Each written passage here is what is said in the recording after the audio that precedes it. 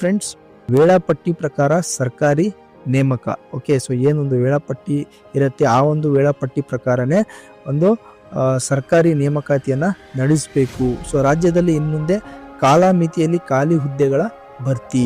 Okay, ನೋಡಿ, ಸರ್ಕಾರಿ ಹುದ್ದೆಗಳ ಭರ್ತಿ ವಿಚಾರದಲ್ಲಿ ಶಿಸ್ತು ತರುವ ಸಂಬಂಧ ಸರ್ಕಾರ ಮಹತ್ವದ ಹೆಜ್ಜೆ ಇರಿಸಿದೆ.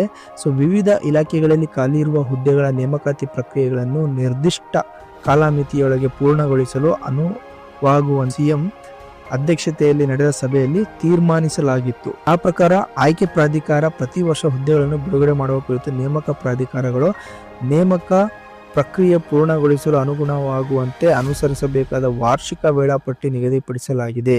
ಸೊ ವರ್ಷವಾರು ಖಾಲಿ ಹುದ್ದೆ ಭರ್ತಿ ಮಾಡದ ಪರಿಣಾಮ ಖಾಲಿ ಹುದ್ದೆಗಳು ಬೆಟ್ಟದಂತೆ ಬೆಳೆದು ನಿಂತಿವೆ. ಸೊ ಕನಿಷ್ಠ ಹುದ್ದೆಗಳು ಖಾಲಿ ಇವೆ. ಸೊ ನೋಡಿ, ಪ್ರತಿ ವರ್ಷ ಏನೇನು ರಿಕ್ರೂಟ್ಮೆಂಟ್ ಆಗಬೇಕಿತ್ತು ಅದು